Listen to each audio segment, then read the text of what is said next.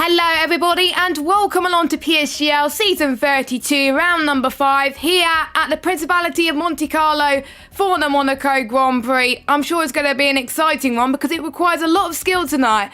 My name is Jess Ball and joining me once again for the top tier on PlayStation, we got Mr. Aidan Carter. Aidan, how are you doing?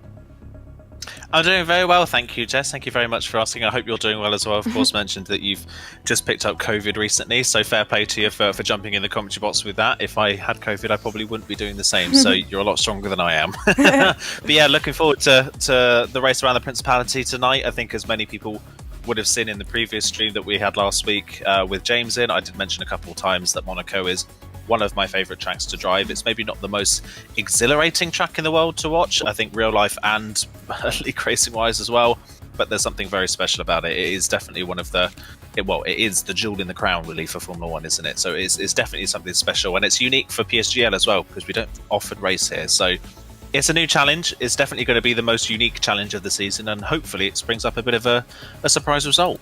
I always like commentating on Monaco for a variety of different reasons, but the one battle that struck to mind was Casper in one of the esports cup when he was doing some nice battles around the outside into the first corner, Sandoval, and he went side by side for absolutely ages, was on brand new tyres and went on to win that race that day as well. So many legends have won here in Monaco in the past, and we're looking for some people technically to add their name into the history books.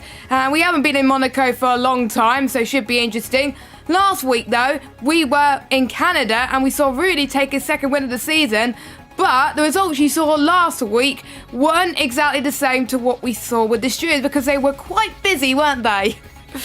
Yeah, really well. I'll take you through them just now, just to say what the results were. But yeah, Rudy still keeps the win from last week and his second win of the season, first repeat winner of the season as well. So great start to the championship it's been for Rudy this season. Second place to Legend this time around. You would have noticed that Marlon did pick up second place last time out with a really good recovery drive from an early spin in that race. But unfortunately, he was given a 3-second time penalty for a collision, I believe, with Legend on the penultimate lap with Oggiano. It was on the penultimate lap of the race, so he's unfortunately lost that second place. Legend has inherited that second place finish from him, and Oggiano moves up to the podium because, along with a penalty for Marlon, who drops to fourth, both AlphaTauris, who managed to score two top 5 finishes in Ray and Asicone finishing 4th and 5th. They've also received penalties for other incidents after the race. I believe Ray's penalty came from an incident in Zandvoort where the time penalty was added on to this race, which is why Marlon, even with a 3-second penalty for a collision, still ends up 4th in the race. So good result from Marlon, best result of the season so far.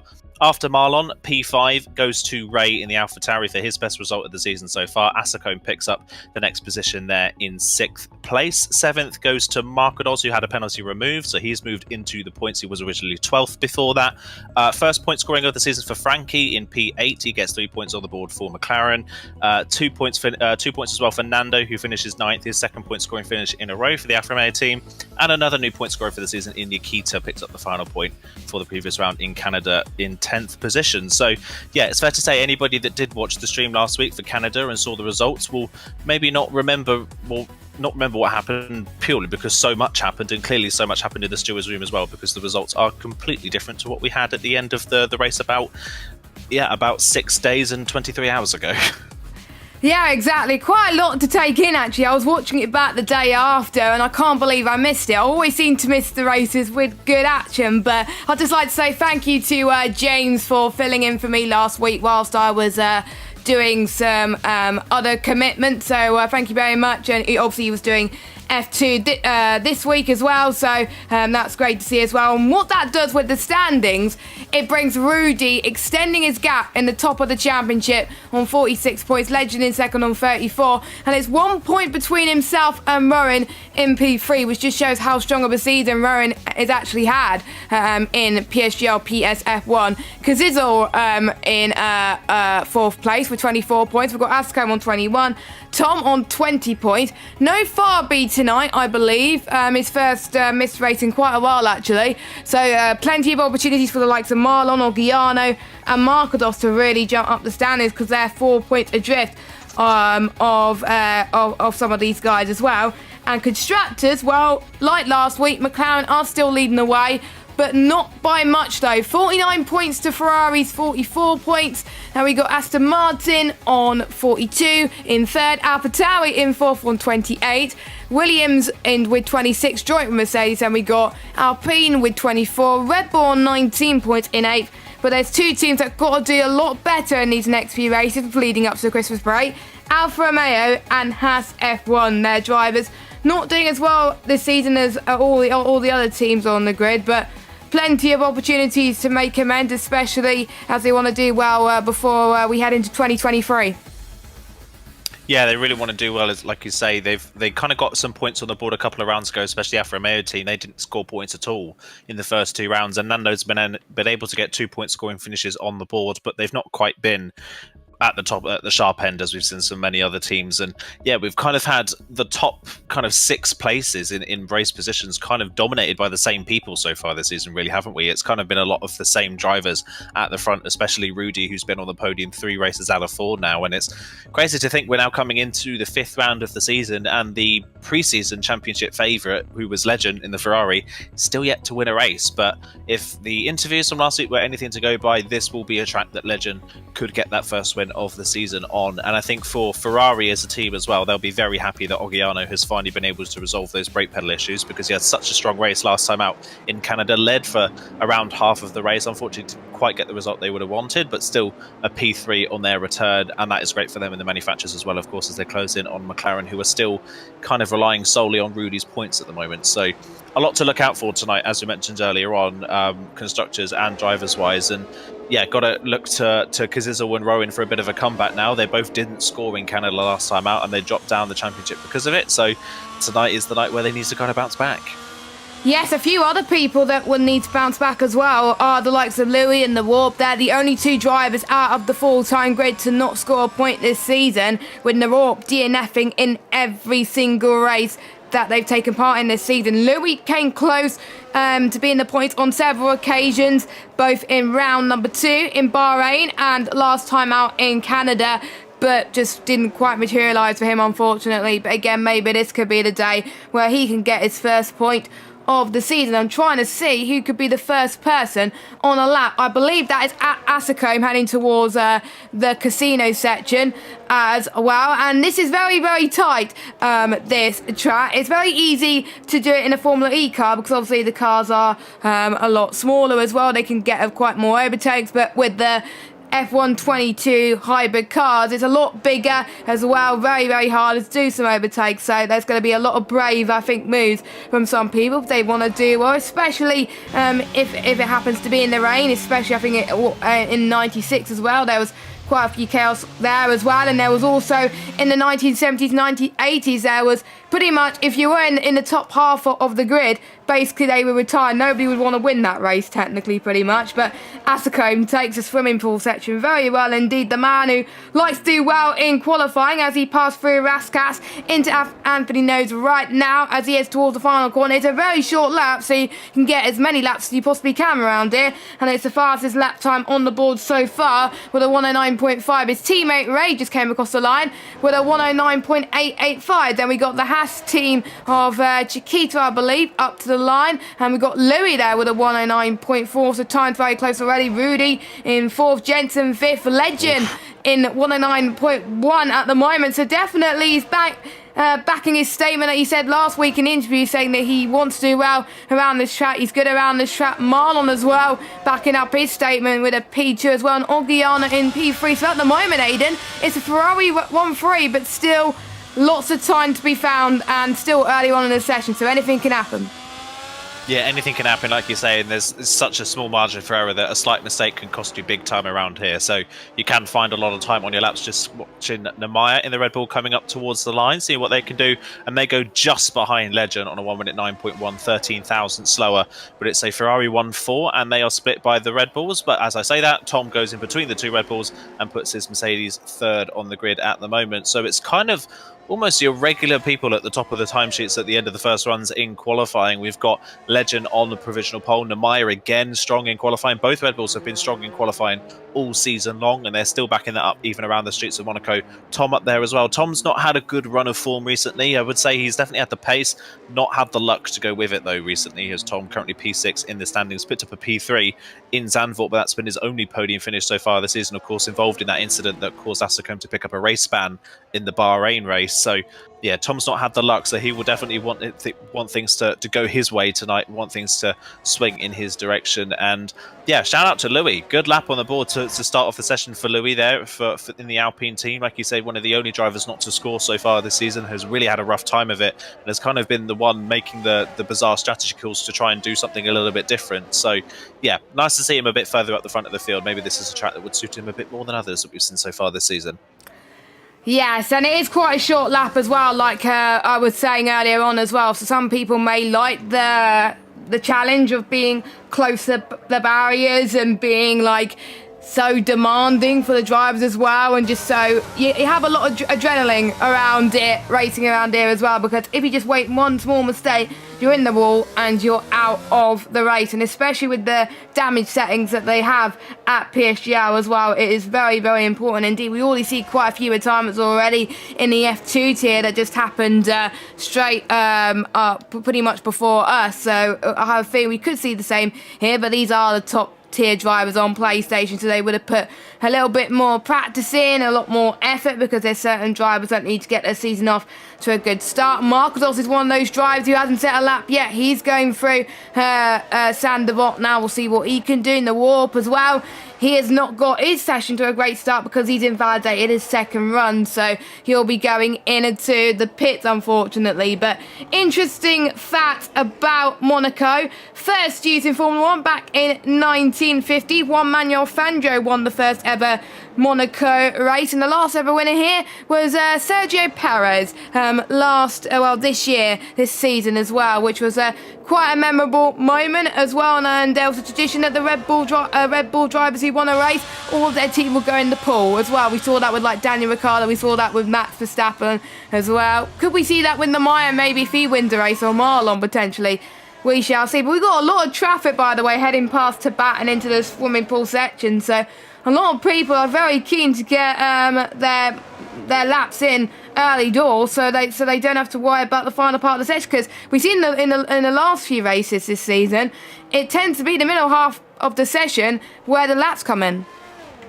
Yeah, that's kind of been the theme all season long, as Marcos goes P10 with their first run in the session, but they did clip the inside wall in the second part of the swimming pool chicane, so there's definitely more time, at least in the final sector, for the Williams driver. But yeah, like you say, we've seen it all season long where drivers are pretty much at their peak in performance straight away in qualifying, and then they obviously have a good run in their second run, and then for their final run in qualifying, they kind of throw everything at it, and if it doesn't pay off, then it doesn't pay off, and if they do benefit from it, they're at their pace ceiling already, so they don't actually find that much time. So it's kind of been the way of things all season long. I think this is one of those tracks where we potentially won't see that. You do have to kind of build your confidence in with this circuit as you go around, especially if you've not done enough practice yet, but we will see, I'm sure, plenty of drivers picking up a little bit more speed as the session goes on. I'm just trying to see who is on a lap at the moment. Nawalp has gone again on the same set of soft compound tyres, so there is enough fuel to be able to do 2 runs around this track, and it's a pretty decent middle sector from Nawalp. It's kind of similar to what Marcos was doing, but he just misses the apex there as Legend crosses the line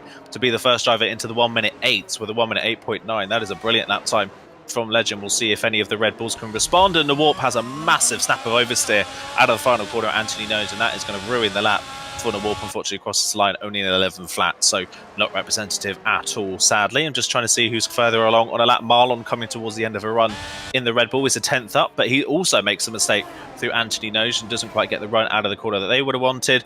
Crosses the line, does slightly improve and goes ahead of Tom, but there's still more time on the board for the Red Bull driver. And speaking of Tom, Tom is slightly up in the first sector as well. Ogiano is way down on their time. They're going for a run just now, so we're just trying to see who else is on a lap at the moment. I don't think anybody really that is that close to an end of a lap at the moment. Brock is coming to the end of a lap, but Brock's first lap really wasn't representative, and he's not looking all that confident on track at the moment in comparison to his teammate. Crosses the line and kind of proves the point. Only P16 and still in the 1:10s.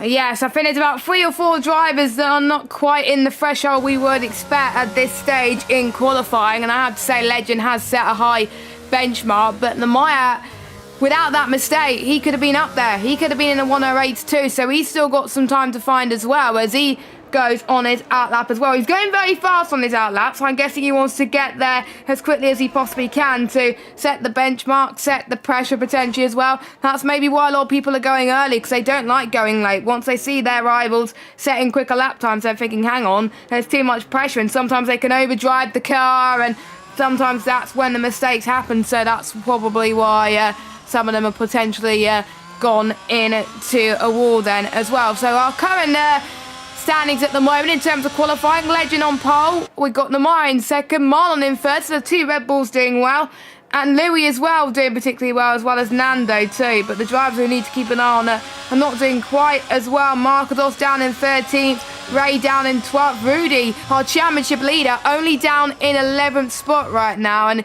he's got to find at least a second to potentially get into pole position, which is not ideal, and it's a track where you can't overtake as much, so really the higher you get around here, the better. It's like Zandvoort really in a way as well, but Zandvoort you can potentially overtake more in a way, and it only took a sprinkle of rain to really change things, as we got some of the ones near the back starting their runs now, the likes of Elia down in 50th position right now, managing to score some decent points this season, but surely in that Haas car, nearing the bottom of the standings, last in the standings, he would definitely want to be high. I believe he's the only one to score points for his team this season, so I'm sure he wants his teammate to back him up a little bit as he heads towards the tunnel section. Now, this was the section, by the way, where Damon Hill lost his engine back in 1996.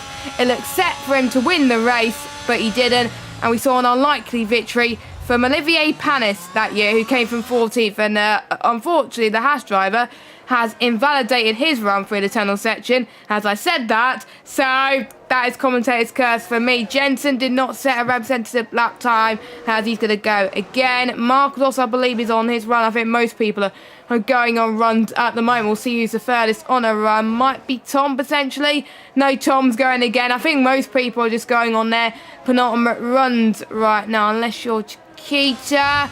Oh, that was so close to invalidation there again.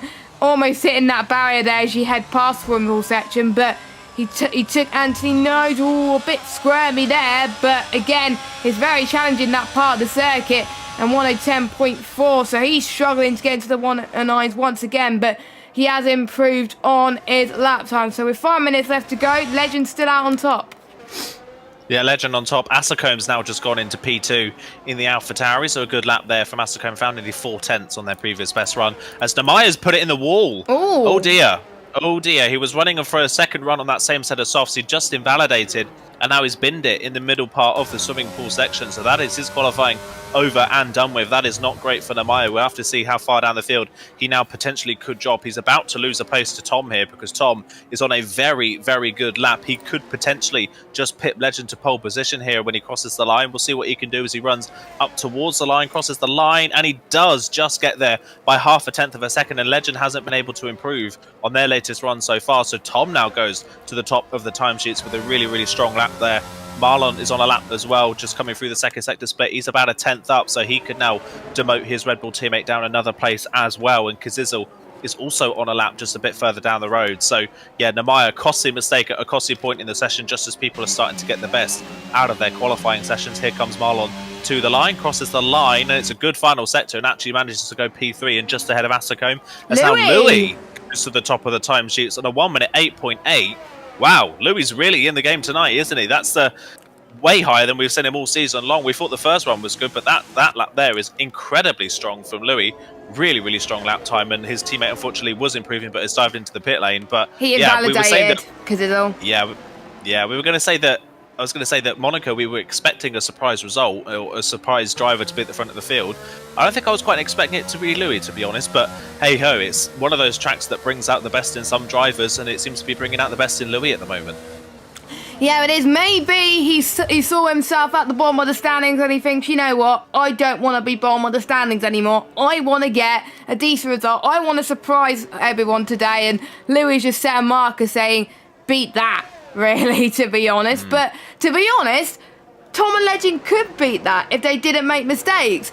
They could have been a lot more perfect in their laps as well. So, and even the last Monaco race I ever commentated on, Tom got pole position against most of these drivers on this grid. So I'm expecting Tom to beat him, maybe Legend as well. So we're going to see, I think, a competitive top half of this F1 grid in Monaco, which is very, very exciting. So grab your popcorn, because I'm very excited for the final half of this qualifying section. I think this is the most exciting thing about Monaco, really, is qualifying, due to the short lap that these drivers can produce and how thrilling it is to drive around it. In qualifying, I love driving around it. In the race, I don't, because I usually end up putting it in the wall. But we got Nando and Asakome out on laps early. Same with the likes of Brott, Frankie, Yukita as well, and I think we've got a lot of traffic heading towards to bat now, so hopefully people will go the gentleman's agreement and move out the way. Obviously only one driver can't take part at the moment due to the mire forbidding it near the swimming pool section, but everyone else is going to go out for one final time.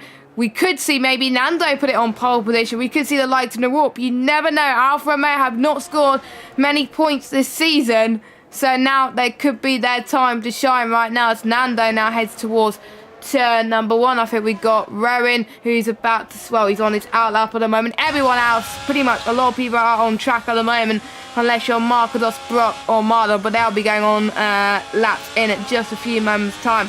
And I expect Louis will go out there as well, because I don't think Louis wants anyone to beat his lap time, but I think it's going to be tough at the moment. Oh, Yukita's now out of the session. He bins it. Now, where's that? That, I think, is at the Casino Square. So we'll go on board with Asakome now, and that's to the left-hand side as well. So he hit the barrier, clipped the wall, and that's his qualifying done and dusted. So we now got 2 retirements, and with Yukita now being last on the grid, and the slowest time, he's definitely now going to be starting last on the grid. But I just did see on the bottom on my screen, we do have a reserve joining who's filling in for Fabi, and that's Service, I believe, who's going to be in the Williams. So we will have a full 20 car grid, which is great to see. Oh, Asakome was on a good lap, and he binned it at the end of the tunnel section, unfortunately. So will he have a chance to go again? I don't know, but that's compromised his lap time so much. His softs are going to be dead. That is not good for the man who I was expecting to be the contenders for pole today. Yeah, it's such a shame. Hopefully he's not picked up any damage. He could go for another run. He has the time. It's whether he has the ERS or whether the car is clean or not to complete that other run. But we'll wait and see. I'm just looking at Legend at the moment, who's just started their final run, but hasn't found any time in the first sector on this lap at the moment. So not found anything so far. We are seeing a little bit of a split. Even with Nemaya crashing out of the session, the top 6 are a bit separated from the rest of the field. There's a nearly 2/10 gap between 6th and 7th at the moment. The Kazizel is going to try and bring that gap down, just keeping on board with Legend through the second sector split. Has he been able to find any more time? He's 7/100ths of a second up, but at the moment that's not quite enough to take pole. Oh, and there's a big crash there. I think he maybe got a little bit spooked by Warp's car being in the wall at the end of the swimming pool section, and Legend had to back out of the run, and he's not got enough time left, I think, to get to the line to go for another run. And that's it. That is Legend's qualifying over and done with. And at the same time, yeah, Tom spins as well, coming out of the Nouvelle Chicane. I just caught that as well. So at the moment, Louis potentially could hold on to pole here. Marlon's on a lap. Can Marlon maybe deny pole position here and get his second pole in a row? Potentially, second pole of the season, sorry. Can he get it here? He got it in Zandvoort. Can he get it in Monaco? Is coming up to the line. Is he going to be able to steal pole away? No, he's not. He only improves by 5,000, stays P4. Kazizel's managed to go P5 in the other Alpine as well. Louis on a lap, and Louis improved in the first sector. So while everybody else is crashing around him, Louis is finding yet more time at the moment. We'll see him in the middle sector if he finds any more. No, he's down on his time now. He's made a mistake in the middle sector. But by the looks of things, it doesn't... Yeah, invalidated his time, but everybody's crashing, trying to find the best lap at the end of the session. And I think that's pretty much everybody's lap done. I think the only other driver at the moment on a lap is Ogiano down in 11th, but he's down on his time. So, as per usual, it's a bit of a chaotic and not a chaotic end to the session where not many people gain a lot of time. And Louis is our shock pole position. Well, you did say there would be surprises in Monaco this evening from the stream last week, and you got that prediction right, but I didn't think it was going to be Louis either. I thought it was going to be the likes of Ray or Frankie potentially, but no, Louis on pole position, his first pole I believe in PSF1. I don't think he ever got a pole in F2 as well, so I think it's his first pole in PSGL in a long time. I don't think he's had pole ever, so well done to him as well. We haven't seen many people convert poles to wins this season, but it's a track where statistically poles can be converted to wins more lightly as long as he doesn't bin it, which is easier said than done. But look at the gap between Louis and Tom. If Tom did not bin it by that tunnel section, he would have got pole. He was up before he crashed in that section, which was absolutely cutting for him. So we'll go through your order then. We've got Louis, Tom, Legend, Marlon, Kazizel, Asako, Namaya, Ray, Rudy and Elia. Then we got Ogiano, Jensen, Nando, Frankie, Rowan Marcados, Nawart, Brock and Jakita for the last set of time. And like I said, Service is filling in for Fabi tonight in that Williams car. And before we head to the race, let's have a quick word from our sponsor, GT Omega. We will see you in 30 seconds.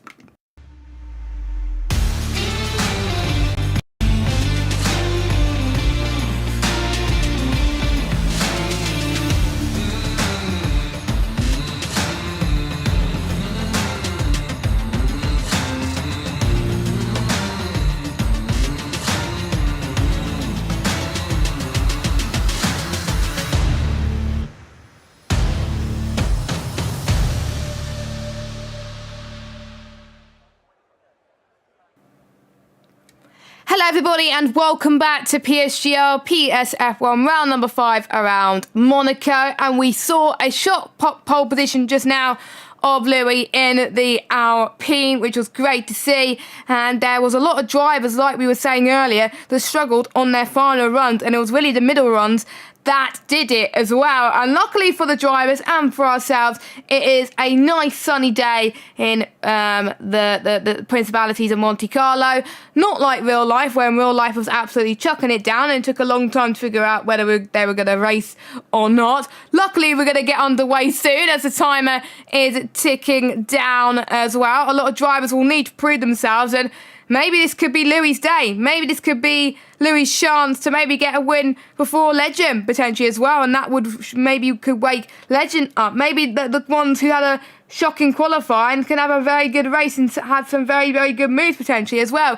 We'll have to wait and see. We are about to get underway. No formation lap, remember. So it will be the 5 red lights coming up on your screen right now. We've got Louis on the left, Tom on the right. Who's going to get a decent start heading into turn 1? We're going to find out right now. There's lights out and away we go. And it looks like Louis has got a good start from everybody heading towards Sandoval. And Tom keeping behind in P2 at the moment. Sandoval is very, very key to make sure they avoid crashes. Looking all clean and dandy so far. Service up into P18 as well. The back two having a decent start as well, but looks like that they're all trying to be very, very cautious on the opening lap. So I won't be surprised if they go all guns a-blazing in the next lap or two, as we got Nawart and Brock going side by side into Mirabeau, the hairpin. Look at how tight this hairpin is at the moment, but I think they're just all keeping it stable at the moment. We saw one of the Alfa Romeos getting a bit squirmy, I think, in the background as well. I think one of them is Ghost as well. We've got Ogiano going side by side with the Haas driver, and he's up into P10 as well. We've got the Red Bulls that dropped down a few positions. Legend staying in P3 at the moment. We're looking at the tyre compound choices. Louis has gone for the hards, so I was expecting him to pretty much be overtaken by the medium runners, but no can do at the moment. Louis is managing to hold his own on a set of the hard tyres, and the other drivers on the hards seem to be struggling. So it seems to me putting it on pole was the best option for him, because he's absolutely killing it with the pace right now. Yeah, I'm very surprised that Louis is the only one of our leading runners that is on that hard compound tyre. I think around here, the hard medium is definitely the preferred strategy. And if you can get the track position on the hard compound tyres, you can just sail off into the distance. And especially when the medium tyres get towards the end of their life, of course, with the tyre wear and tyre temperatures as they are on this game, the pace fall off in a set of medium compound tyres is pretty big, especially because you're just trying more than anything else to keep the car out of the wall more than anything else. So if the fact that Louis has been able to keep the lead in that short run to turn 1 is really crucial for his race, and if he could potentially in the next 10 laps or so just disappear up the road. So it's going to be very interesting to see how he can perform on those hard compound tyres and if he can keep a sustained gap. The other driver that's in a significant position on those hards is Rudy, our championship leader in P9, surrounded by a sea of medium runners. He's on the hards trying something different as well, which is great to see. Just a note as well on those first lap incidents, Markadol's picked up damage on the first corner, Surface picked it up at the Lowe's hairpin along with Nikita as well, so they've dropped down after a pit stop, and there was some slight contact at the first corner between Asacombe and Marlon, I believe, for P5, where Asacombe managed to get the move done on the Red Bull driver. I don't think either of them have picked up any damage though by the looks of things. They've gotten away with it. Asacombe is up a position as a result, and Louis on the hard compound tyres, fastest lap of the race so far. DRS is enabled, and this is probably the only track we'll see on this calendar where DRS training is not a thing, because you only have the one DRS straight, and it's really not that long at all. It's one of the shortest DRS straights you will see in Formula 1, if not the shortest. So Louis here, if he can break DRS, is going to be laughing. He is looking really strong. And already breaking it. And I think one driver that's already noticing that break and is trying to get a move on is Legend. Legend is pushing Tom through the Lowe's hairpin at the moment. Yep, he is. He's very keen to get past him at the moment. He almost got past in the casino section, but Tom managed to close the door quite nicely indeed as well. And this is also a track where you can save a lot of VRS as well, just by being stuck behind the likes of Tom in front as well. And you can only use it really in the key overtaking opportunities and for the DRS as well. Sometimes the DRS around here is meaningless as well, because it's quite narrow on the run to turn one. So if you don't nail that, there's really no point in using the ERS as well. Maybe some people can dive and move into Rascas potentially, but they will lose the DRS going into the start-finish straight, so there's no point going for a move there.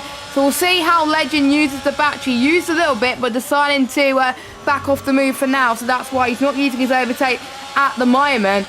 But just being stuck in this DRS trade is not helping at all, and that's really going to help Louis in his quest up front. So far, everyone else is around about 6-7 tenths behind each other in this long train. The only exception are the likes of Service, Markados and Nikita that have gone into the pit lane. The hard runners not having a good time at all, unless you're Rudy or Louis. All the other hard runners have either had to pit or are struggling down in 15th, 16th and 17th place. I have to say Ray is having a good race so far, but he's struggling up behind as well. Not much happening at the moment, but we will start to see some things happening soon, as Markados has retired in the pit lane, it looks like. So unfortunately that's his race done and dusted. I believe it's his first race where he hasn't scored any points, so that's unfortunate for him. That ends his point scoring streak, but for everybody else is the hammer down and to keep going and see what the rest of the race brings. But Legend has got to play the patient game. He's using his ERS once again then. Could this be the chance where he goes into turn one? No, he does not. Again, can't get past. It's just about patience at this early stage of the race. Yeah, definitely about patience, and this track is all about trying to gain track position on strategy. That's how you're going to make the overtakes around this track, unless other drivers are making mistakes. But at the moment, this early on, we're not seeing that. One thing we are seeing is Marlon pushing the back of the AlphaTauri of Asacombe for P5 here. He's really trying to get a move done on the AlphaTauri if he can find a way through. He's just the AlphaTauri of Asacombe just starting to lose touch with Kazizel in front, who in turn is just starting to lose touch with our top three. As Tom there was ghosted. I think Tom potentially just hit the wall a little bit coming through Portier, so he's made a little bit of an error there. Looks like he's got away with it, but he was ghosted for a second, so that suggests he did make hard contact with the wall at some point in that Lowe's Portier section of the circuit. So that's going to be one thing to note as well going forward if we do see that. But field is just starting to spread out that little bit, because Kazizel's not quite got the pace of the drivers in front at the moment, and it's just teetering on the edge of losing DRS, but isn't really under any threat from behind either. And we're just seeing as well Elia in P11 starting to lose touch with the top 10 now, is just falling back a little bit, and has just clobbered the wall as well coming out the second part of the swimming pool chicane. So that is going to be potentially some damage on the side of that Haas car if he did hit it hard enough. So Louis did build the gap. Now Louis is not building the gap anymore, and Tom and Legend seem to have caught back up. But again, with the tyres that Louis is on, he doesn't really need to be making that much of a gap at the moment, because he's on the tyres that will last that little bit longer. Of course, when it comes to the pit stop phase, he will lose track position if he pits later, but he will be on the better tyres at the latter stage of the race and the faster tyres. So it's going to be interesting to see what happens here for Louis. He's got to manage his pace and not push too hard and make a mistake, but also to make this strategy work, he may want to try and build a gap on the medium runners so they can't undercut him. in the pit stop phase, but of course that's going to be difficult with the harder compound, especially at this early phase. So I think for right now, for the next 10 or so laps, I think Louis just got to manage his pace and keep it out of the wall. I think this is a track as well, if you think about it, that being 6 tenths clear of everybody else is a decent position to be in due to the fact that you can't really overtake around here, and the only place you can overtake is through the tunnel section and in turn 1 as well. So as long as you can keep up the pace and not make too many mistakes, you should be absolutely fine. And Louis got to rely on the other drivers behind him, hang a bit of a squabble just like this, but we are starting to see people go into the pits. I think Ray has picked up damage somewhere, because there's no way you would have pitted this early for the set of the hard tyres. He has... No, it's strategy. That is strategy for the AlphaTauri driver of Ray then. Now, according to my strategy notes, which I had written down somewhere, I thought I had written down somewhere, there we go. The hards can last 30 laps. Now, we got more than 30 laps to go of this Grand Prix, so Ray's probably hoping for a safety car, but if you've league raced around here, and I'm sure a lot of you that are watching have done so, safety cars only come out around Monaco if you put it on increased. If you have it on standard, it hardly comes out at all. So, yeah. I don't know what Ray was thinking of at the moment. Maybe he hasn't realised that fact yet. But if it does work, fair play. If it doesn't, then he's got a lot of work to do. And don't forget, on this game, the hard tyres take a long time to warm up. So he's going to struggle with the tyre temps and lose even more time to the guys around him. So we'll see the gap start to increase even more to the warp. So maybe he's done the wrong thing of potentially pitting now as well. Louis bought the gap even more, about 7 tenths now, so he's finding a bit more pace. So there's maybe some laps where he was pushing and some laps he was not, as Tom is trying to do all he can to keep Legend behind him at the moment. We also got Frankie, who's done exactly the same thing, who's also gone onto the hard compounded side as well. We saw how Ray was losing a bit of time, so I'm a bit baffled as to why Frankie has done the same thing, maybe. I don't know, but these drivers know about strategy than I do, and also the drivers have got to keep an eye on the pit lane exit. If they cut it, even by a small margin, they will get a time penalty. We saw that in at PSGL PCF1 last season, or season before. We saw someone get penalised for that same thing, and they got a 5-second penalty, and they lost their first ever PSGL PCF1 win. They eventually got the win eventually in another track, but it would have been amazing if they got it around Monaco.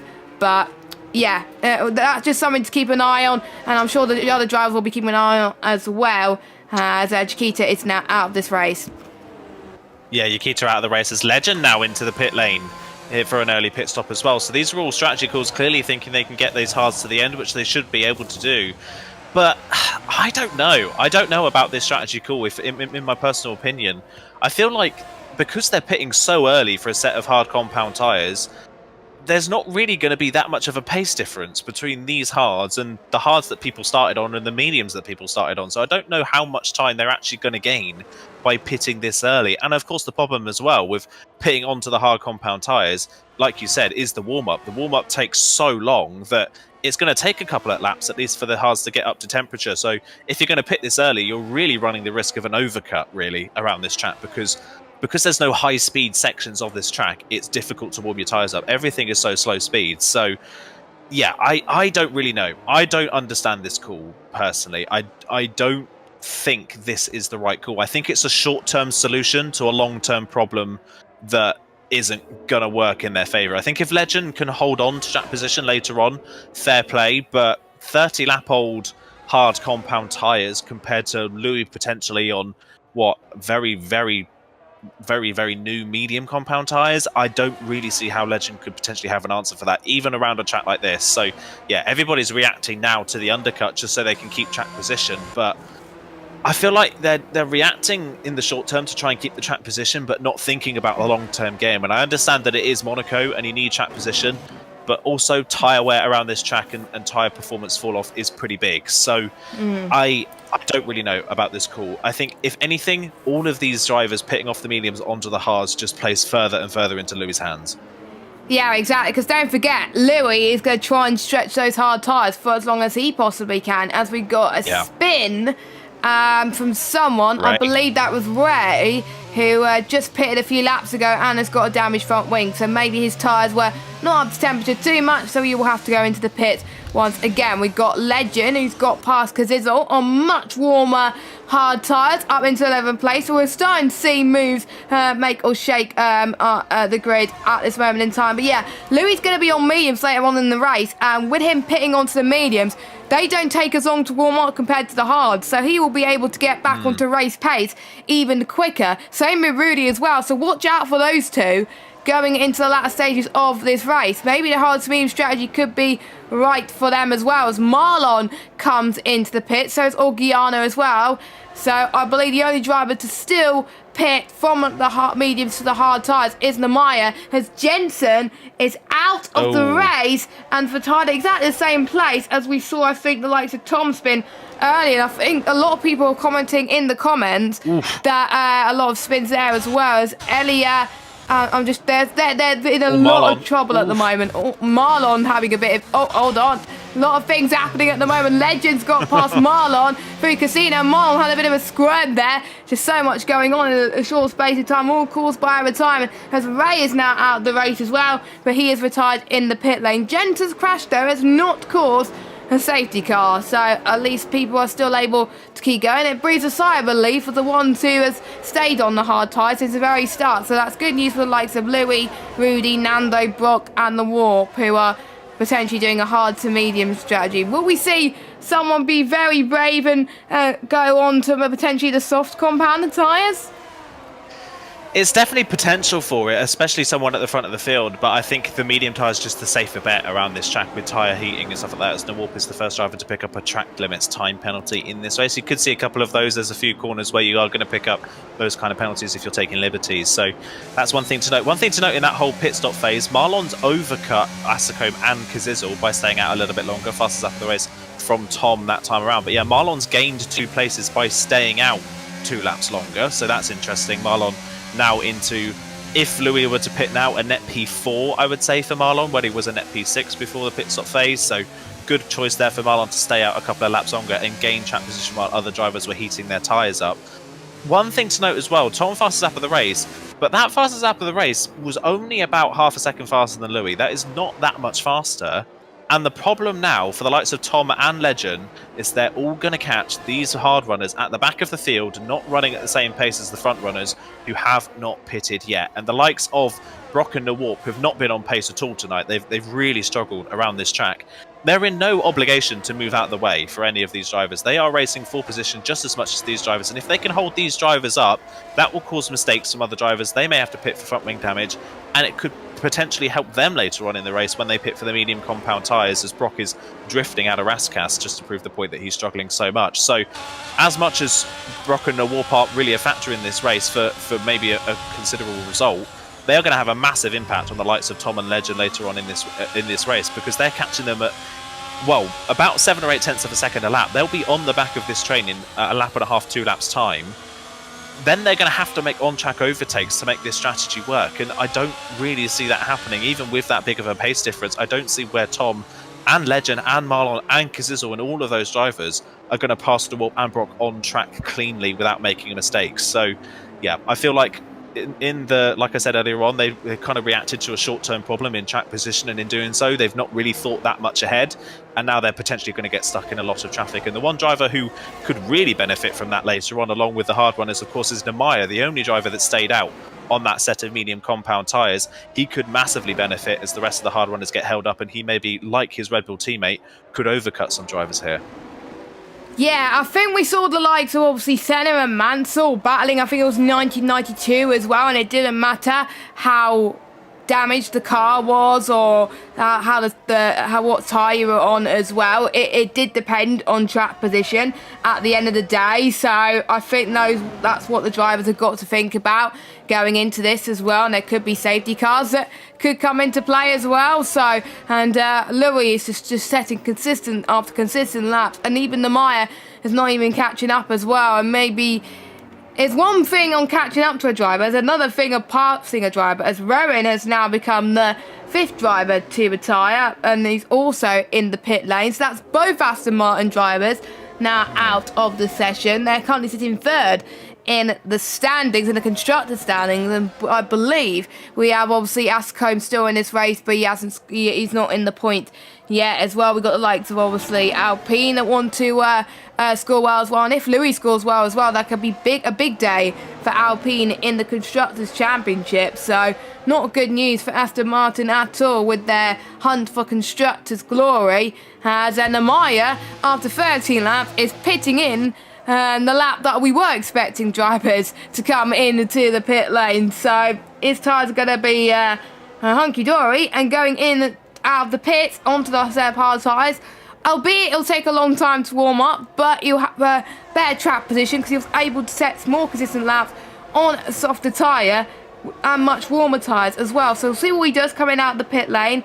He can't cut it. He seems to be fine with the pit lane exit, so no penalties there.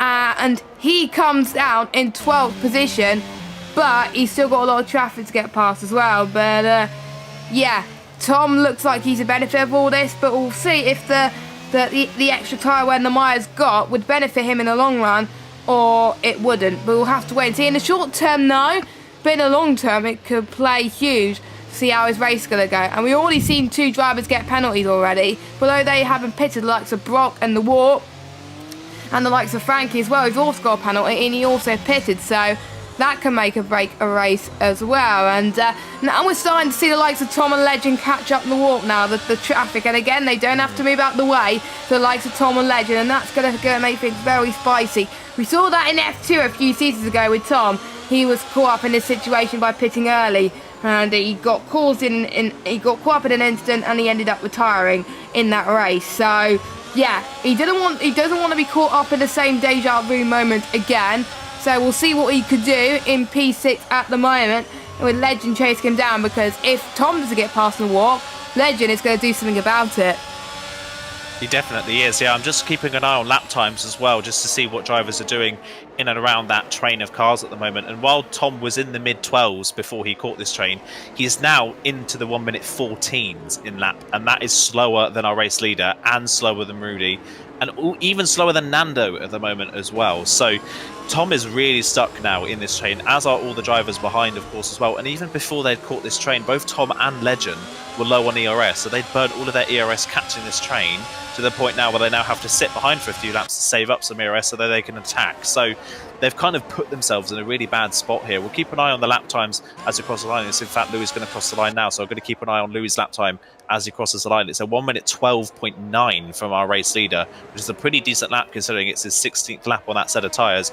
We'll keep that 12.9 in mind to see what Tom is doing, but Tom was about 5 or 6 tenths of a second a lap faster than Louis before he caught this train. He already lost over a second nearly on the previous lap to our race leader, and a 12.9 this time around to Tom, who did a 13.5, is another 6 tenths slower on fresher tyres. So yeah, this is not working out, and still Tom can't find a way through on the Warp. The Warp has got enough ERS in his back pocket, and he's just about keeping within DRS range of Brock in front, so he's not really under any threat. As now Legend and Marlon are side by side, and Marlon's managed to go round the outside at the top of the hill of Legend and get a move done on the Ferrari.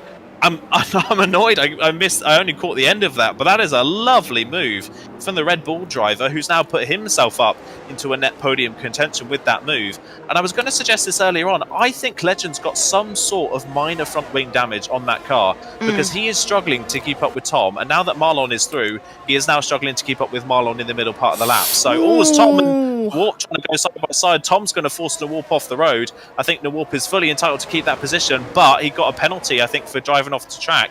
So Tom gets the move done, but I would not be surprised if a penalty comes of that, as Marlon is now through as well. I wouldn't be surprised if there's a penalty coming from that, because that was a late dive from Tom that was never going to work, and in fact it's actually not paid. Oh, because he's going to do a double overtake at Raskas. He's going to pull it off, and he's made contact on the outside of Antinoj as well. Legend's in all of this. Asako trying to find a way through. Namaya's in this. Ogiano's in this as well. It's getting a bit chaotic now as they try and work their way through the traffic. Legend is plummeting down the field. The Warp as well on those older tyres, but yeah, that was a crazy couple of corners there, and Tom has managed to get through unscathed as well as Marlon. Kazizel's now through into a net P4, but while all of this is happening, it is still playing into the hands of our net race leader, Louis. Yep, it is. I wonder, as Luke Etheridge just very kindly pointed out in the chat, I wonder if he's following in the footsteps of Matthew Alder back in season 30, where he went so long on the Saab, but I believe it was the hard compounded tyres. He went so long on the Saab tyres and he went on to pull off a strategic masterclass. I remember watching that race and he did ever so well in that race. So I wonder if Louis is going to try and follow in the footsteps. No, he's not. I spoke too soon. He's going into the pits and he's going on to a set of medium. So he's not going to do the Matthew Alden masterclass I thought he was going to do, but he's going to be on fresh mediums for the rest of the race and he's going to try and prove the other drivers wrong. Ahead of Tom. As Tom as well is near the likes of Brock as well. Brock needs to move out the way as Tom gets past, and Louis is ahead of Tom by a bit more of where he was last time as well, which shows staying out longer on a set of the hard tyres for Louis really did him wonders, and he's going to be faster on the set of the medium tyres as well. We've got Ellie Others now out of the race. He's also on a casualty to retire in the pit lane. The Warp has also followed Louis in, it looked like. He's going to go on a set of mediums, but he's dropped down into 14th place. So that just leaves Rudy and Nando to come into the pits now. We're going to keep an eye on what Rudy does. Will Rudy do what Louis did in pit this lap? Because he really has to, really, to make sure he can get into where he was around 8th, 9th place. We'll see where he is in relation to Orgiano and Legend and Asco, because they're their main rivals right now. Don't forget there were a major position changes since obviously the start of the race, so things could change in that respect as well. Maybe Rudy could potentially go on to a set of soft tyres for the end, but again, the softs don't tend to last very long around it. Nando is in. He's going to go on to a set of mediums, I expect. So yeah, that just leaves Rudy, the only driver yet to make a mandatory pit stop. Yeah, Rudy the only one. I think Rudy is going to wait for Brock to pit and then pit after Brock, because Brock is the next driver who's going to be holding up these drivers that he will be factoring into later on. So I think that is what Rudy is keeping an eye on, is keeping an eye on that second Mercedes and what they do. I think the second Brock pits, Rudy will react, because he knows that all those on the fresher hards will be released and have clean air to fight. So that is what he's looking at. If Rudy pits now, by the way, he will come out ahead of Legend. So Rudy at the moment is looking very good in this race to pick up some solid points, especially ahead of some of his championship rivals, of course. None of his championship rivals are really having that great of a race. Rowan's out of the race entirely. For the second race in a row, Rowan will not be scoring any points. Legend's not having a good race at all. He's dropping down the field a lot at the moment. And now Asacombe and Namaya and even Frankie are on the back of this train. Now, Frankie's been in relative obscurity for this whole race and has now caught this train. And here comes Asacombe potentially looking for a move on Legend into the Nouvelle chicane, but he's not quite close enough. But you can see Legend misses the corner and picks up a time penalty in the process, and Asacombe's going to maybe think about a move into Tabac. Not quite close enough, but you can tell Legend is struggling with some sort of damage, and he's just going to plummet through the field now, and potentially Legend may not score any points. You would say he was the favourite coming into tonight's race, and it's looking like Legend is on the brink of not scoring any points. So it's not been a great race at all for the Ferrari driver, as Louis sets the fastest lap of the race. Louis was 2.5 seconds ahead of Tom when he came out the pits. He's now 5 seconds ahead. Louis is so fast, and that is just the benefit of a fresh set of medium compound tyres. They're just so much more competitive, and because he's got such an advantage, he doesn't actually need to push that much. He can just play it quite safe, and he'll have this race win in the bag. He doesn't need to push that hard at all, but the pace of the medium compound tyres is just so much better. And yeah, I was just looking through the chat as well. I've seen that the big man himself, Connor, talking about how Louis was too fast regardless. I think, yeah, Louis looked like the favourite coming into this race, even no matter what strategy who was on. But I think he's played a blinder in that starting on the hards has been the absolute correct choice, I think, for this race. Starting on the hards was definitely the best choice, and Louis proved it. And I think Rudy potentially is going to prove it in a few laps' time as well, as drivers still struggle to get past Legend. Legend's now 5 seconds behind his teammate and is just plummeting through the field. Asacombe's going to get the move done. Yeah, going to get down the inside of Tabac. That time around, Legend can't defend it. Asacombe's through. And if I were Legend, I think at this point you may as well just pit for a new front wing. Yeah, I think if you're losing time just by being stuck in this train, yeah, I would pit, because you're losing so much downforce. You will have an extra set of mediums anyway, and it'll be fresh to the end of the Grand Prix. So yeah, mediums for Legend. He's going to drop to the back. He's going to lose out on some decent points, unfortunately, and yeah, it does confirm what you were expecting all along. Yeah, a damaged front wing, even if it was minor, as service comes in as well. He's been on those mediums for 19 laps. Fair play to him, but I didn't think it will last that long. He goes on to another 7 mediums. I believe he did start on the hards, don't forget, so you can do hard, medium if you want to, but he's going to lose so much more time. But look at the rate that Louis is catching up to Rudy right now at a rate of knots. It was around about 9 seconds a lap ago. It was now about 7 seconds. So Rudy has got to get a move on, but I guess he wants to be on the freshest tyre possible, and he does get a move on. He's seeing the gap come down even more, so he's going to come in to the pit lane, onto the mediums, till the end of the race. There he goes, because he saw Brock came in, so Rudy had to react to get the best possible track position as well. So we'll see where Rudy ends up in relation to everybody else then. Obviously, he's not going to be in front of certain drivers, because he obviously qualified lower, but with the guys battling like this, he could gain quite significantly. As he comes out of the pit lane, he gained a lot. He came, pretty much when everyone else pitted, he was 9th. He's now 5th. So with him staying out and him going from the hard to the medium tyres, he's also another driver, like Louis, to have benefited from this. But he's going to have the danger of Orgiano in his mirrors, trying to get past him on much warmer tyres. But he's going to have the benefit in a lap's time, so he's really got to try and defend for his life in the next couple of laps, so he should be absolutely fine. So the moral of the story is, hard to medium's definitely better, because on both occasions, both drivers have gained massively. Yeah, they really have. That's the point about Monaco, isn't it? You try so hard to try and get the best track position for later on in the race that you actually forget about the present. And in the present, you forget about the track position you have at that very point in time. And the track position that Tom ended up in meant he was just stuck in traffic, and that traffic cost him big time.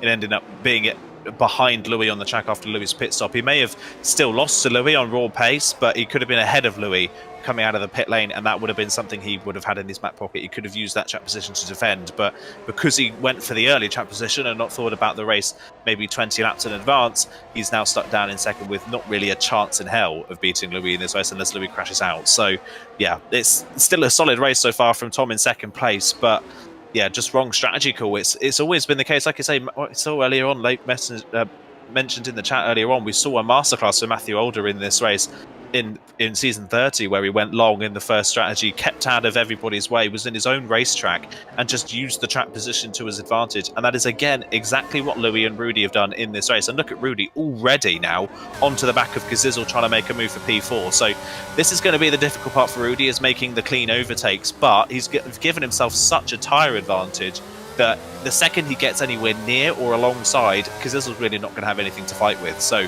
if he can just get a good run out of one of these corners on the back of this Alpine, he should easily be through. And even around a track where he's said many times before in the interview booth that we've spoken to him that Monaco is not a track that he enjoys, it's not a track he thinks he can be good at. He has played it smart, he's played the long game, and as everybody else has made mistakes and chosen the wrong strategy, he's gone the right way and done something different, and it's played in his favour. He's almost looking for a move into Sandoval. He's not going to take the risk though, and he doesn't need to take the risk, because at the moment he would still be extending his championship lead. Yeah, and sometimes consistency is a lot more key than trying to go for wins or podiums at the end of the day as well. And to be honest, a top 5 will still be a decent result, because his nearest rivals are not doing so well. And obviously the one who's going to take the win is a driver that has not scored any points this season. The likes of Legend not scoring any points. Rowan has retired from the race. Kazizel is nearest challenger, and he's got to get past him ASAP. But again, the gap is massive. No matter what Kazizel does to Rudy, or what Rudy does to Kazizel, then it doesn't do much in terms of championship wise. So they're just going to have a little bit of fun, but they can't afford to get in a squabble, because Orgiano can come along and say, you know what, I had a very good result in Canada, I can repeat that and get a good result in Monaco as well. And who would have thought that he would have had 2 good race wins in a row? Nando is out of the race. That is also through to, that's after the tunnel section. That is on the right-hand side. Again, no safety car. That strongly backs my theory that pretty much, unless you put the safety car on increased, the likelihood of a safety car coming out on this game around Monaco in this tier is second to none. Even on increased, we had some damaged cars, and we hardly had any safety cars. As Rudy gets past Kazizel, heading towards Casino section, he finally got the move done. Nice move done he did, and he's now up into 4th place, 1 place below where he would have wanted. But if he gets a podium, that will solidify his consistency this season. And he's already closing the gap by a margin. As Legend is out of the race. Legend is out of the race. He's retiring the pit lane. And that is the first race where he has not scored any points. What a shame for the man who is currently P2 in the championship. But to be honest, the only person that could be a threat for him in the championship now is currently sitting in 5th, and that's Kazizel. Yeah, I don't really know what's happened with Legend this season. We've mentioned it so many times already that he came into this season as the clear championship favourite, having had such a good run at the end of the previous season, but it's just not materialised this season. For some reason, the pace that he had at the end of the previous season, and that he had in the Cross Cup, of course, as well, just hasn't really translated into this season so far. He's got 2 podium finishes, but he's never looked like he's going to win a race. The only race he really looked like he could have won was Bahrain, but of course he got involved in an accident. So other than that, he's not looked close to a win this season, and it's very bizarre to see that for Legend. We've expected so much more of him, and it's just not materialised. And this retirement as well solidifies that. We're now down to 12 drivers only, and the majority of those drivers are just drivers that were given up in the pit lane, unfortunately. Shane Fernando as well. That's a fairly simple error to make. He just clipped the wall on the exit of the Nouvelle chicane, the little bit that sticks out on the left-hand side, and that's obviously terminally damaged his car. But he was running in the points again, and that would have been his 3rd points finish in a row. He was just starting to build a bit of momentum and get some solid results in, but unfortunately that has now slipped away, and that is an opportunity if there is another retirement for Nawalk potentially to get their first point score of the season if someone in front retires. So yeah, plenty still to go on. We've only got 11 laps of this race left. This race is absolute for a Monaco Grand Prix. This race has absolutely flown by so far, and Louis leads the way now by 13.5 seconds. That is what a massive lead Louis has had in this race, and Tom is now being caught by Marlon, who is also being caught by Rudy. So if Rudy can get through on the Red Bull, Rudy does still have a genuine shot of finishing second in this race. I think for everybody apart from Louis, it's a battle for finishing second, and they're going to hope that Louis makes a mistake. But I pray to God, and I hope I haven't jinxed on anything.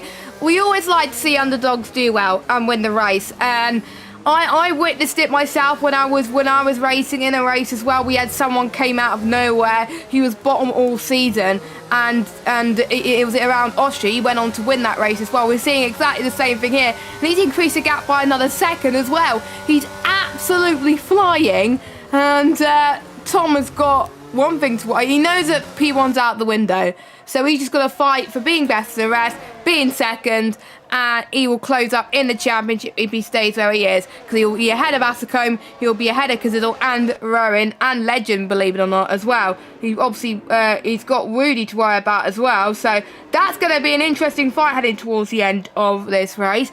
And by the way, whilst we hit this time of the race, it'll be a good time to mention our title sponsor, GT Omega. It is coming up to Christmas, and I know quite a few of you are looking for a perfect Christmas gift, so why not give a gift of a GT Omega chair, where you could use 5% off GT Omega products by using the code PSGL at checkout by clicking the link in the description.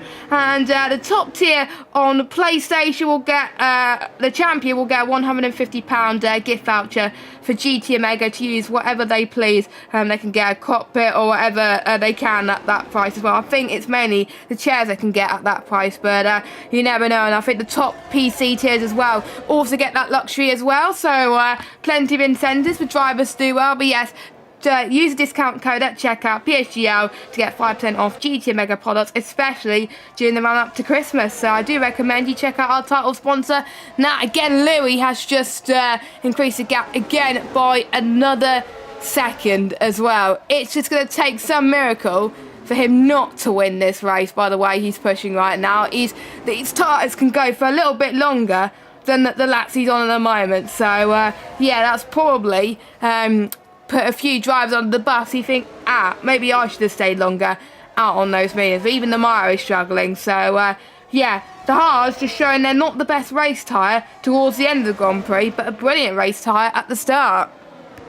Yeah, they really are. If you've got the track position, we know it's so difficult to overtake. If you've got the track position to be able to hold on to a high spot on a set of hards, you've got to take it. You've got to take that opportunity and go on the better strategy around a track like this. So, yeah, really, really smart choice from Louis. And this is turning into a legend-level domination performance like we saw from him in COTA, of course, last season. This is certainly a domination by some stretch of the imagination. He is so fast. I mean, Louis at the moment is lapping over a second off his personal best, and he's still pulling away by nearly a second a lap of the rest of the field. So he's absolutely flying. I'm keeping an eye on this battle for second. I don't know what's happened to Tom in recent laps. I don't know if he has just dropped off in pace or he's just backing off a little bit or something, but Marlon and Rudy are now all over the back of this Mercedes driver looking for that second place position, and Marlon, I think, will be desperate to try and get that position because, of course, he finished second last time out in Canada for his first podium in the top division, but unfortunately lost it on a penalty late on, so he'll be desperate to get that first podium and keep it this time around. So hopefully he'll try and stick on to third, hopefully get second. I think for Rudy, I don't think Rudy needs to get any of these podium positions. I think P4 is just fine for what Rudy needs to do championship-wise, and if there's an opportunity to take a podium, he will take it, but we know what Rudy's like. He's not going to take the risk if it's not there. So, yeah, Rudy at the moment sitting comfortably in fourth, and at the moment, I know we're only 5 rounds into the championship, but Rudy's mentioned many a time that a lot of the tracks on this calendar don't suit him, and they're not favourites of his, yet he's still picking up brilliant results, and that is a performance of a champion, is picking up results on tracks where you know you are at the best and you know you're potentially not going to do the best. So, yeah, the fact that Rudy's been able to do this multiple times is a really good... It's been a strong start to the season, and Rudy is now really affirming himself at the front of the championship. If he finishes fourth here, his lead in the championship will be over a race wins distance over second place. So, yeah, Rudy looking really strong for this title at the moment. It tends to be sometimes the drivers that we don't talk about as often at the beginning of a season tend to do well and go unnoticed, like the likes of Rudy, and the ones that we predict to do well, the likes of Legend, has not won races and not leading the championship as well. But yeah, don't forget, Rudy finished, I believe, 3rd place last season in his debut season in the top tier, which I have to say is pretty incredible. And the one who finished ahead of him was Tom, and Tom is not even ahead of Rudy in the championship. So it just goes to show Rudy has found some massive improvement in terms of his racecraft and the ability to improve on his consistency in this game as well. He actually started a race at the opening round this season, which definitely helped, and coming into a game where it was his debut in the top 6, he didn't even go into F2, he went straight from F3 to F1 and delivered to a T. So it just goes to show that no matter what happens, no matter what tier you're in, if you have the skill, if you have the pace to perform in the top level, then he's going to do very, very well. And I don't know how old he is, but if he is older than 16, expect him to be a contender for the challengers in F1 esports in the future, as does a few other drivers as well. And he's just a man who's just delivered week after week, and even if he hasn't had chances to pick up wins, I'm just looking at his results now. He got a 3rd place in Spain, he got a win in Bahrain. The only result where he didn't score as well was in Zandvoort, but again, he still managed to get 4 points in that race. So he's been consistent the whole way through, and the only time every time he's got a podium, he's either been a 3rd place or a win.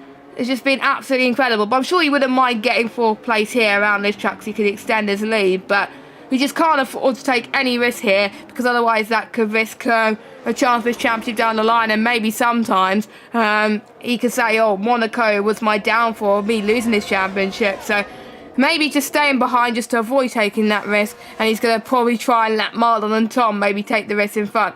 We'll see. We'll have to wait and see. We're down to 12 drivers anyway. Don't forget the top 10 do score points in PSGL. The P1 gets 16 points, 2nd place, 12 points, 3rd place, 10 points, 4th place, 8 points, 6, 5, 4, 3, 2, down to 1 and for 10th position. And every point matters, as we've seen in a lot of PSGL seasons in F1 in the past. And I don't think any one of this bunch of cars in P3, 4 and 5 are able to budge at the moment, and that's allowing Louis to stretch the gap even more. It's almost 20 seconds, Aiden. It's ridiculous, isn't it, the lead that Louis has. Louis is teetering on the edge of being able to have enough time to pit again. He's got such a lead in this race. It's just astonishing, and he does have the fastest lap of the race as well, so full points. It would be a Grand Slam, wouldn't it, for Louis? Well, not quite, because Rudy led a few laps in the midpoint when they were pitting, but other than that, he's taken pole, he's got the fastest lap, he's winning the race at the moment. The only thing he's not done is led every lap, but he's led every lap bar. and driver of the day, of course. But I think we'll have to give him driver of the day anyway with a race like this. It's such a strong performance. He's led all but 5 laps of this race as Louis, and that was all because Rudy stayed out in the gap between him and in that pitting. So, yeah, it's been such a performance from Louis today, and I don't want to take any shine away, but this is so unlike Louis, because for the first 4 rounds of the season, really, we haven't really spoken about Louis. The only context we've really spoken about Louis this season is when he's been making his odd strategy calls. He's making his odd strategy calls at the back of the field, trying to do something to try and get a point, and none of them have worked. But today, he's been one of only 2 drivers on the right strategy and has made it work, which is sometimes the risk doesn't pay off, which it didn't do in any of the first 4 races. But today, the risk of starting on the hards from pole position played massively into his favour, and it has just been a stellar performance. He's got 4 laps to go when he crosses the line, and it's just a cruise home now. He doesn't need to push. He doesn't need to take any risks. I mean, he can get a penalty if he wants. It's not going to affect his race in any way. So he could even get a 10-second penalty and still finish in P1. Yeah, it's just been such a dominant performance. He can really get away with it now. So, yeah, what a performance it has been. And now it's just a case of, does Marlon take the risk and try and get Tom for 2nd position here, or does he just settle for 3rd? It's hard to say for Marlon. I don't really know what he would want to do, because championship-wise for Marlon, of course, he's still really, at the moment, with Rudy running away with things, there's still a fight on at the moment for the places in the top 3 in the standings, of course. Legend and Rowan not scoring today, so they won't be getting any points, because this was behind him on the road. So is Asacombe. Fabi's not here. Tom's just in front of him. Marlon could stand to gain quite a few places in the championship if he can finish 3rd or even 2nd. So Marlon's got a golden opportunity here if he can get 2nd on the road to gain at maybe 2 or 3 places in the standings. And even with the rough start to the season that Marlon's had with a few mistakes, to be in the top 5 in the championship after the first 5 rounds of the season would be a mega performance for someone moving up from F3. So yeah, Marlon's done such a good job to the start of the season. He's made too many mistakes. He's admitted that himself. He's made too many mistakes in the opening rounds of the season. But a track where mistakes are prone, he's not put a foot wrong tonight. He's done brilliantly so far. So it's really up to him whether he wants to take the risk and go for 2nd or just settle for 3rd. But if I were Marlon, I would probably maybe just settle for 3rd. I would as well. He missed out on 3rd due to a penalty he got due to being involved in an incident last week in Canada. So it would be amazing that he just pretty much play as safe at the moment, because it would be sad to lose it on the last few laps where he just worked so hard throughout the entire race. So yeah, I think the top, at least the top 4 will potentially not budge at the moment. Orgiano could potentially get the move done on Cazidlo as well, so we'll keep an eye on that. And just put things into perspective now, guys.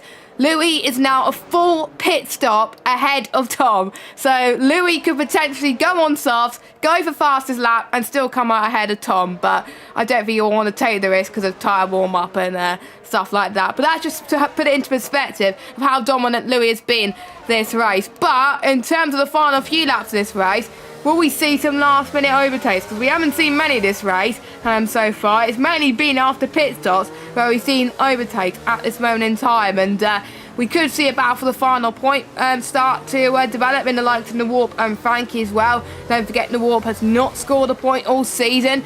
Wouldn't that be amazing for Nawarp and Louis to get their first point of the season? That would be crazy. I'm just looking at the amount of points. Nawarp won't get points, sadly, because he's on 6 seconds, whereas Frankie's on 3. So scrap my thought on that. But Frankie's been on those tyres for 29 laps. So let's just hope Frankie does not get a punch, because that would be absolutely cruel for Frankie to get a punch at this late stage of the race. We're heading towards lap 38 of 39 so far. And apart from Louis, Marlon has performed very well. Cazidlo as well has flown under the radar, but he's been under pressure from Orgiano for so many laps.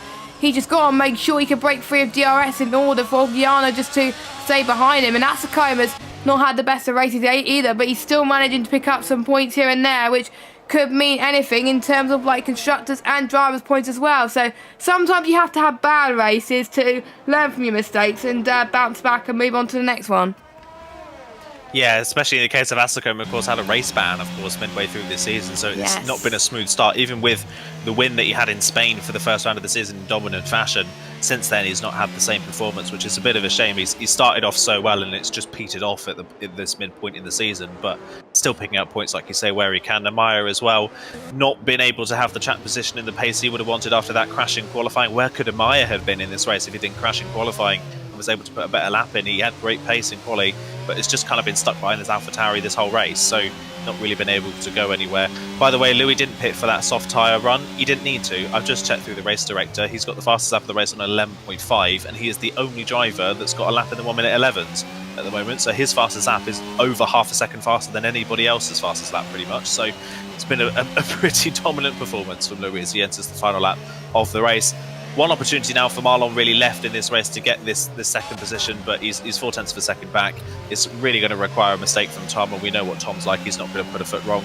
Rudy, though, is going to try and move potentially on Marlon at the top of the hill at Casino. Is he going to do a Marlon move on Marlon around the outside? He doesn't have the grip. He doesn't have the space. Marlon knew that one was coming. He kind of parked it in the middle of the road. He didn't give Rudy enough space around the outside to complete that move. Fair play for Marlon to defend that one. Rudy's not going to take too much of a risk. He'll settle for fourth. He'll be happy with that. But, yeah. Final sector, I think we just got to go on board with the Alpine and appreciate what an incredible drive this has been. Yeah, this has been astonishing. This reminds me of many greats in PSGL that's put on dominant performances. The last one, legend, of course, in USA, who put up a dominant performance. But this is a man who has scored 0 points all season. He's been at the bottom of the standings, but today he's not just going to score points, he's going to take his first win in the top tier, 16 points to his name. He's also going to get the fastest lap as well, maximum points in Monaco. Congratulations, he's been faultless from start to finish, and it looks like Tom's going to keep second place, Marlon third and Rudy fourth position. And what a day for the Alpine team, because Izzo is going to get double points for Alpine in fifth position, the highest performing constructors, I believe, in this race. Orgiano with another solid performance in P6. I'm sure he'll be happy with that. Asako in seventh, Namaya 8th, Brock managing 2 points, and I believe Frankie will score the final point in this race. Yes, he does. So I do believe that does mean the Warp will be now the only driver that is full time to not score a point, due to the fact that Louis has now scored points in this race. Louis is going to jump quite a lot of people in this championship just because he's had a win and fastest lap. And to put things into perspective, he's even going to jump Fabi in the standings. Wow. Yeah, that's crazy, isn't it? Considering Fabi had such a strong start to the season.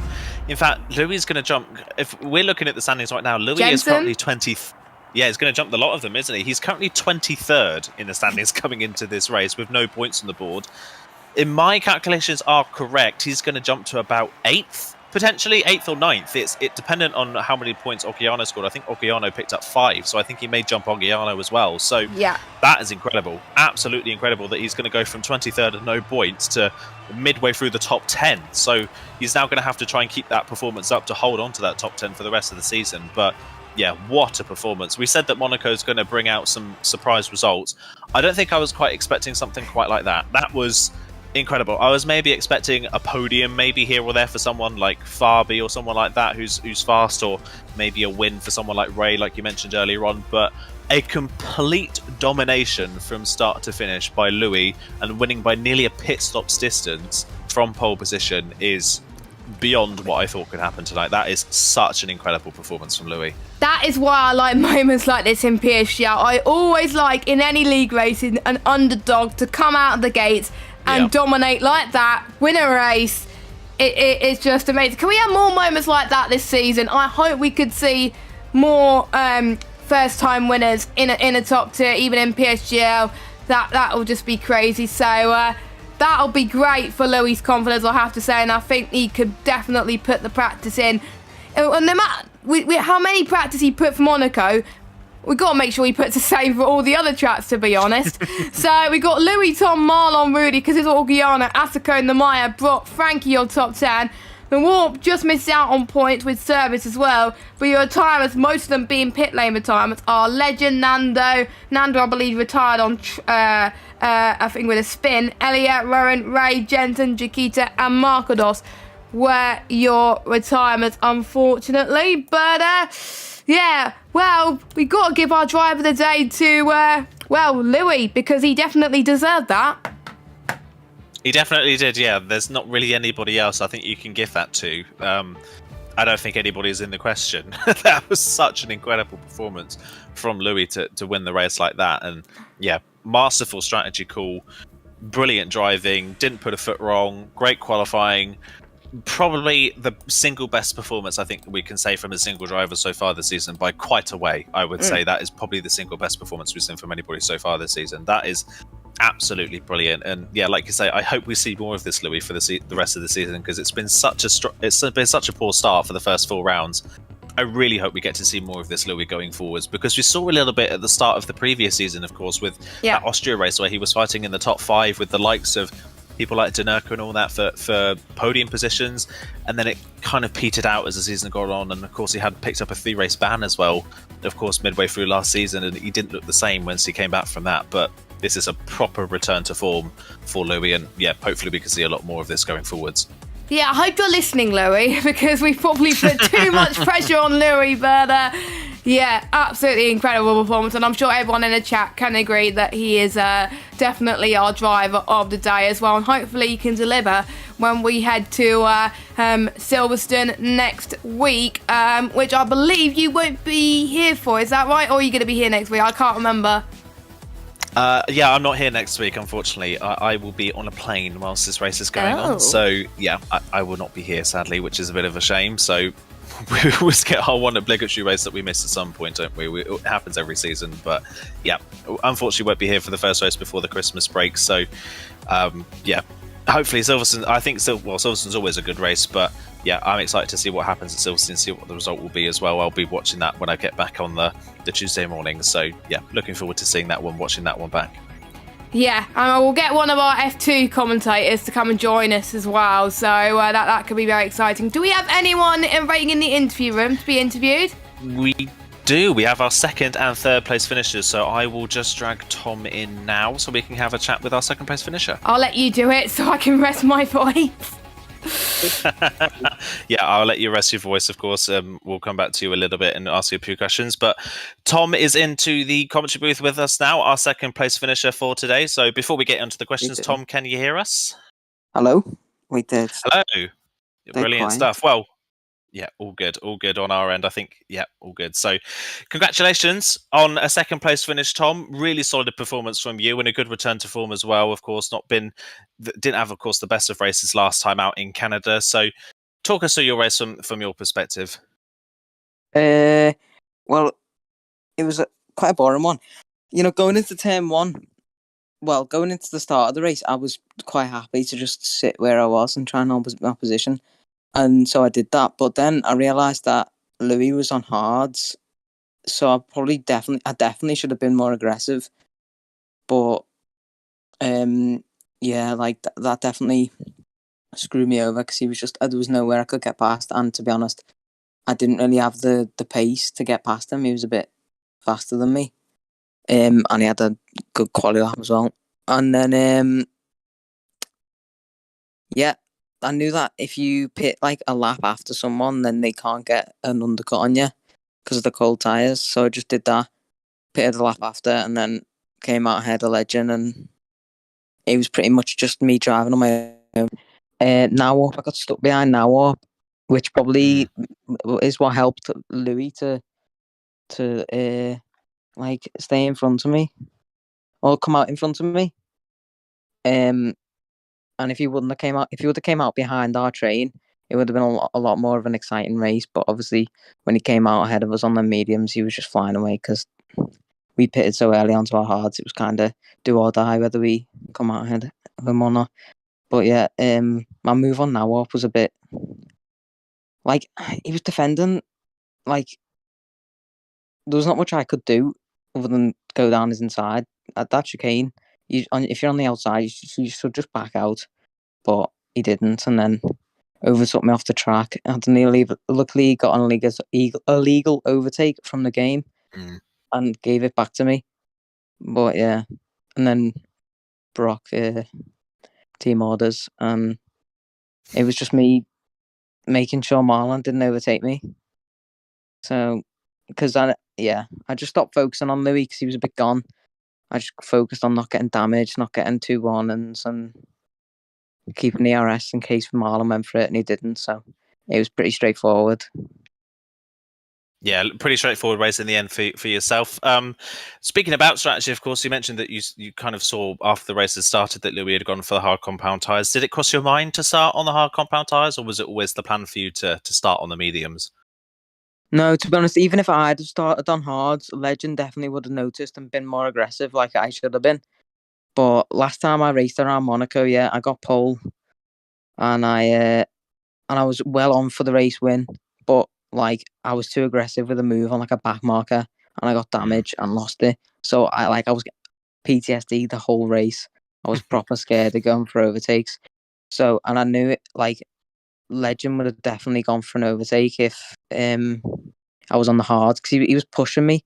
He was like rear ending me around the hairpin at multiple laps, like even on the when I was on mediums. So yeah, I thought medium hards definitely wasn't the option for me, but Louis obviously had good pace and could do it. Yeah, that played even more to his favour, as we saw, of course. And looking at the championship now, of course, a lot of drivers in front of you in the championship didn't score today. Legend and Rowan, of course, not picking up any points because Azul and Asakone both finishing behind you. So you're going to gain quite a few places championship-wise. How are you feeling about the championship going forwards? We're almost at the halfway point now. So how are you feeling going forwards? Do you think you can maybe go for an assault on the championship lead, or do you think it's more about trying to consolidate a position maybe in second for the second season in a row?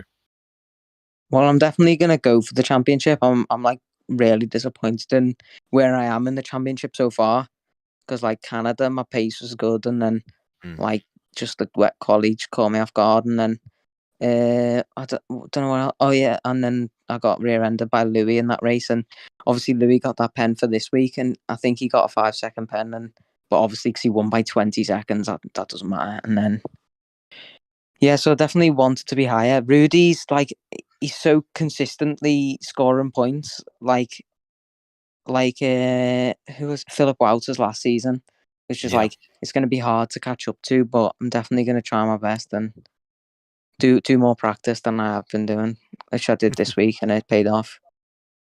Yeah, that sounds good and exciting for us going forwards in the championship. Jess, have you got anything you'd like to ask? Yeah, heading into the final race before the Christmas break, heading into next week, what are your aims going into that final race to hopefully have a good momentum going into 2023? Because I'm sure that will be very crucial to make sure you have a better run the rest of the season. Well, I think it's Silverstone, so it's my home is. Grand Prix. I know my quali pace isn't like insane, but I will try and do my best there, obviously, and hopefully get a good result, and then hopefully that'll put me close to the Championship League going to Christmas. But I don't think it matters. I think there's still a long way to go in the season, so anything can happen. But yeah. That is my question. Brilliant stuff. Well, thank you so much again for joining us, Tom, and congratulations on your second podium finish of the season. We'll let you head off and enjoy the rest of your evening. Thank you. Brilliant stuff. So we shall move on to our third place finisher, Marlon, who I believe is waiting for us ever so patiently in the waiting room. So we will just drag in Marlon for us right now. Hopefully he can hear us. Marlon, are you there and can you hear us? Yes, I can. Brilliant stuff. Well, congratulations, Marlon. Second week in a row, and you are in the commentary box for a second week once again. But this time around, by the looks of things, you'll hopefully be able to keep your podium, which is great to see. Congratulations. And how are you feeling after that race? Qualifying didn't went well because my PB was in 8.6, and I did a 0.0, and that was not what I wanted. But still, P4 was quite decent, I think. At the start, Chazuka, I can't pronounce the name right. Kazizo or something. Yeah. Kazizo, yeah. Yeah. He we had a little bit of no damage, luckily. And then I yeah, went on to. I draw. My English is so bad. I apologize. That's all right. Yeah, I just drove my race and then pitted on lap 10, I think. Overtook me. Sorry, and then yeah, just keep the front wing clean and yeah, in the end P3. I'm pretty happy with that, and hopefully I can keep that this time. Yeah, hopefully, fingers crossed, you can keep the podium this time around. We saw at the end of the race, you were quite close to the back of Tom for the final stint of that race. Do you think you could have got second, or do you think it was too much of a risk to go for an overtake? Too much of a risk, I think, because he had always a good exit, and yeah, I didn't want to risk it, and I just wanted that P3 and some points on the board finally, because the first 4 race was not what I wanted. With the points a bit, I expected a bit more, and I'm just happy that I maybe keep that this time. Yeah, excited to see, and like you say, you're starting to build a bit of momentum now with the points that you're scoring. So what's your plan going forward for the championship as we enter the second half of the season? Do you think you can fight for maybe a top 3 spot in the championship in your first season in F1? Yeah, why not? I mean, I think I've got the pace to do that, but I have to get my consistency a bit better with the spins. Like in the last 4 races, it was finally a race where I didn't spin or didn't spun, and yeah, finally a good race without a mistake. And yeah, I hope I can take that momentum into next week again. And yeah. Yeah, fingers crossed for you for next week. Jess, have you got anything you'd like to ask? Well, I have to say, going into the final stages of this championship, I know you where you are in the championship, you may not have the best chance of everybody else, but do you think you could still salvage maybe a potential top 3, maybe in the championship with the likes of obviously Rowan and Fabine not scoring today? Yeah, I think so, because the last race went really good with my pace. Like I said, just my consistency wasn't there. And if I keep scoring like that, maybe I can get a top 3. But it will be tough, of course, because the grid is so stacked. And yeah, I just hope that I can get as much points as possible. No worries, massive congratulations on another good result, and hopefully you get to keep the podium this time. Yeah, I hope so, and thanks for comms. No worries. Yeah, no worries. Thank you very much, Marlon. Thanks for joining us again for the second week in a row, and I believe our race winner is now waiting for us as well in the waiting room, so I will drag him in. And Jess, do you want to lead I'll give you the opportunity to lead for our race winner, of course. He's the special one, of course, tonight, so I'll let you be the head for this one. Thank you. So the man who started with no points coming into this round is now managing to get 17 points with a win on the fastest lap. It is Louis. Louis, can you hear us? Hola, hello. Hello, we can hear you Sorry, loud and we can hear you loud and clear. You're fine. First of all, a massive congratulations on a win out of nowhere, but by 20 seconds as well, full pit start. Coming into Monaco, did you think it was going to happen today, that you were going to do lights to flag victory? Thank you. I am very happy for my first win in PSGL. Oh, altogether? Sorry, no speak very good English. No, it's all right. Your first win in all the tiers? What? Sorry. So you've never won in you never won in PSGL before? Oh, this interview's not going well. Sorry. Yes, I am very, very happy. My pace is very good in Monaco, in my best luck on the game. And I am very happy. Awesome. Obviously, coming into Monaco as well. Why do you think Monaco is just such a great track as well? Is it because you find it thrilling? Do you feel like you make more less mistakes, or do you think it's just a nice track in general? Yes. So sorry, no understand. Yes, sorry, very sorry. No worries on that front. I believe it's your first interview with us anyway, so completely understandable. I'm trying to think of a question now that's not too complicated for you. That's going to be quite difficult. Whilst I think of a question, Aidan, do you have any questions? Hi, Louis. Yeah, congratulations on your first win. I guess a question from me is, looking forward to the next races, do you think you can win again, or are you just trying to pick up points where you can? Thanks for.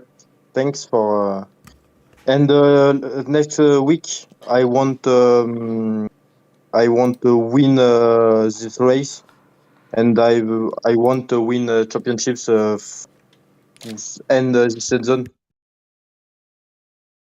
And Yeah, definitely. yes, I want to win last week, next week. Sorry. Yeah, that's definitely good going into Silverstone. It'll be great to see you potentially fight again. Just if you managed to think of another question. I think you kind of nicked the question I was going to ask, so no.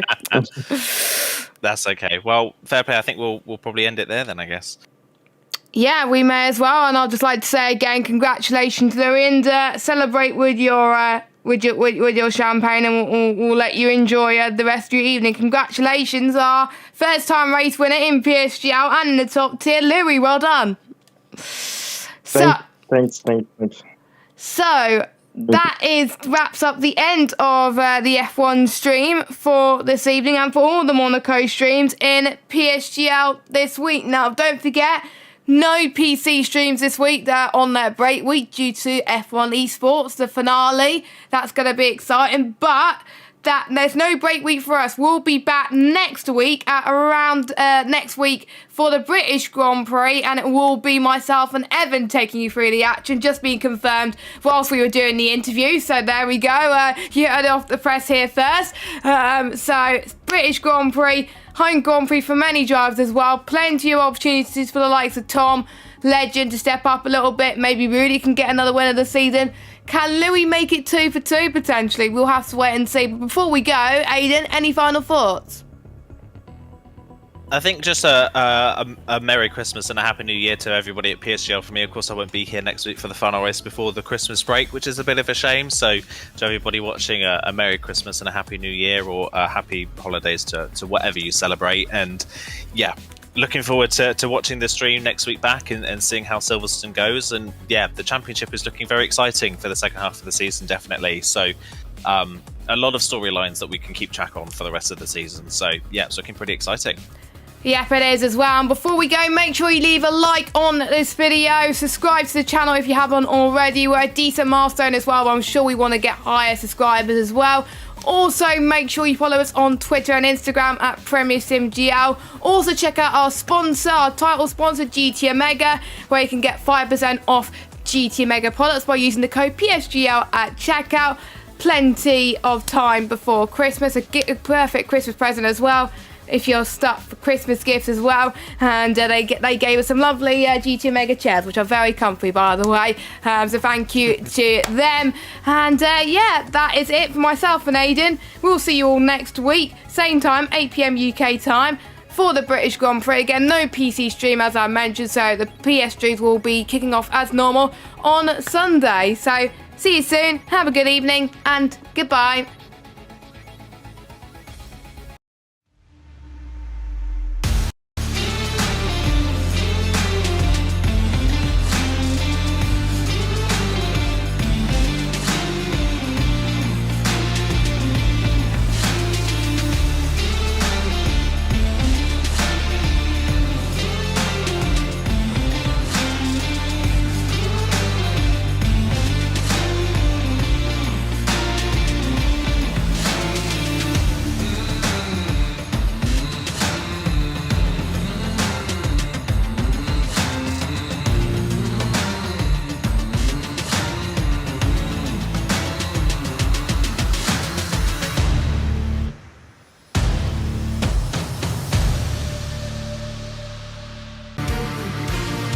This broadcast was brought to you by GT Omega, proudly supporting PSGL.